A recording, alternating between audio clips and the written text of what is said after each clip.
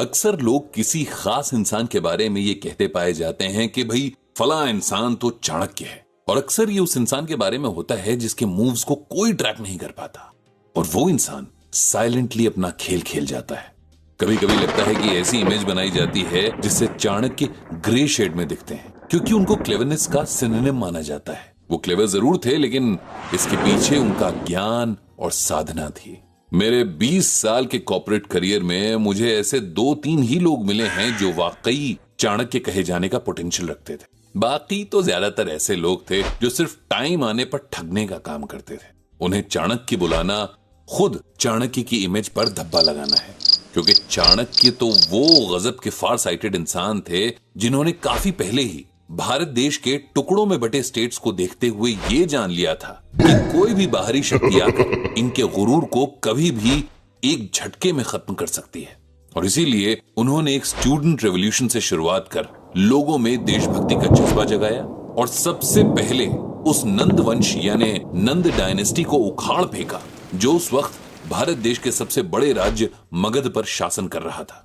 सोचिए, टुकड़ों टुकड़ों में बटे जिलों के स्वार्थी और लालची राजाओं को इकट्ठा करना और उनके स्वार्थों और उनकी कमजोरियों को ध्यान में रखते हुए उन सबको एक कॉमन गोल के लिए एक साथ लाना कितना मुश्किल मैनेजमेंट रहा होगा। लेकिन चाणक्य के बेटे और तक्षशिला के आचार्य विष्णुगुप्त चाणक्य ने ये पॉसिबल कर दिखाया। नमस्कार, मैं आपको बता रहा हूं चाणक्य नीति के बारे में, और आप सुन रहे हैं उसका पहला एपिसोड।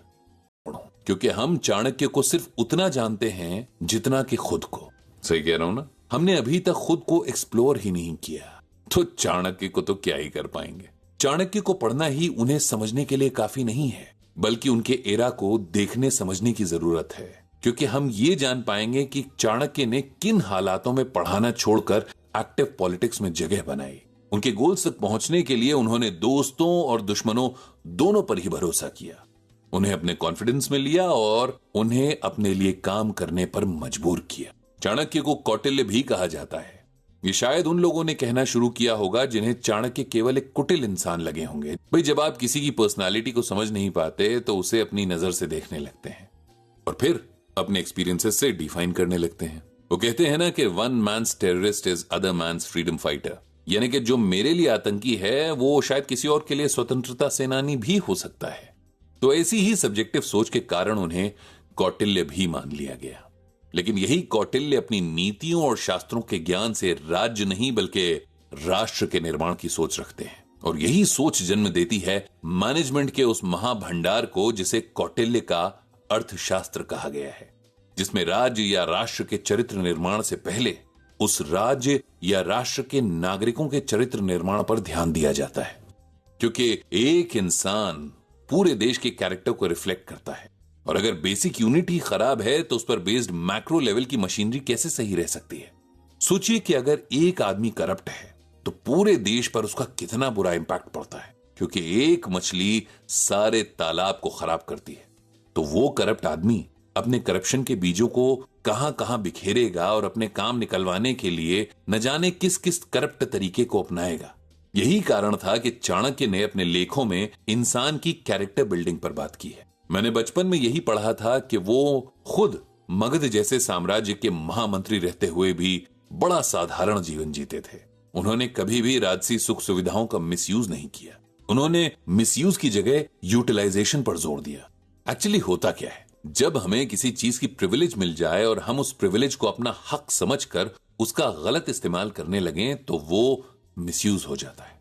लेकिन वहीं हम मिली हुई प्रिविलेज का सिर्फ जरूरत के हिसाब से इस्तेमाल करें और वक्त आने पर किसी जरूरतमंद के लिए भी उसका इस्तेमाल करें तो वो यूटिलाइज करना होगा। चाणक्य के बारे में एक कहानी मैंने अखबार में पढ़ी थी। कितनी सच थी कितनी फिक्शन ये तो भाई अखबार वाले जाने, लेकिन उसमें कहा गया था कि चाणक्य के एक दोस्त एक बार उनसे मिलने के लिए उनके घर आए। तब वो घर में ही बनी अपनी स्टडी में कुछ काम कर रहे थे। चाणक्य ने उन्हें वहीं बुलवा लिया। अपना ऑफिशियल काम करते करते उन्होंने उस गेस्ट से बात भी की और लिखते भी रहे। जैसे ही उन्होंने ऑफिशियल काम खत्म किया तो उन्होंने वहां रखा दीपक बुझा दिया, लेकिन अगले ही पल उन्होंने दूसरा दीपक जला भी दिया। अब ऐसे में गेस्ट का सरप्राइज होना लाजमी था। एक तो वो उनके मित्र और दूसरा ये कि चाणक्य थे मगध के महाअमात्य यानी महामंत्री। तो दोनों ही लिहाज से उनके गेस्ट चाणक्य से पूछने में घबरा रहे थे कि आखिर उन्होंने एक दिया बुझाकर दूसरा जलाया ही क्यों। खैर, उन्होंने घबराते हुए ही सही, पर आखिरकार ये सवाल चाणक्य से पूछ ही लिया। चाणक्य ने सीधे शब्दों में आसानी से अपने गेस्ट को दोनों दियों के बारे में बताया। उन्होंने कहा, देखो मित्र, ये पहला दिया मेरे नहीं बल्कि स्टेट के पैसे से आए तेल से जलता है। तो इस दिए से मैं खुद सिर्फ तब काम ले सकता हूं जब तक मैं राज्य का काम कर रहा हूं, और दूसरा दिया मेरे खुद के पैसों से खरीदे तेल से जलता है। इसीलिए जब मेरा ऑफिशियल काम खत्म हो जाता है और पर्सनल टाइम शुरू होता है तो मैं सबसे पहले स्टेट के पैसे से जलने वाला दिया बुझा देता हूं और अपने पैसों से जलने वाला जला देता हूं। उनके गेस्ट अभी भी सरप्राइज थे, क्योंकि अगर वो खुद इतने बड़े साम्राज्य के महामाते हैं तो सिर्फ एक दीपक को बुझाकर अपना दीपक जलाने से क्या मतलब। अरे भाई, इतना तो प्रिविलेज एक महामाते को मिलना ही चाहिए कि वो राज्य से मिले पैसे थोड़े बहुत अपनी सुख सुविधा पर खर्च कर सके। लेकिन चाणक्य ने उन्हें समझाया कि सच है, मैं इतने बड़े साम्राज्य का महामात्य हूं और मेरे पास जो पावर्स हैं उनके हिसाब से सिर्फ एक दिया जलाना या बुझाना मैटर नहीं करता। हाँ, लेकिन ये जरूर मैटर करता है कि मैं खुद वो रूल्स मानूं जिसका पालन मैं दूसरों से करवाना चाहता हूं। और वाकई में देखा जाए तो ये बात सही भी है। जितनी देर सरकारी काम किया उतनी ही देर सरकारी सुविधाओं का यूज किया, और जब बात पर्सनल काम की आई तो अपना पर्सनल दिया जला दिया। बड़ा ही बेसिक सा फंडा है।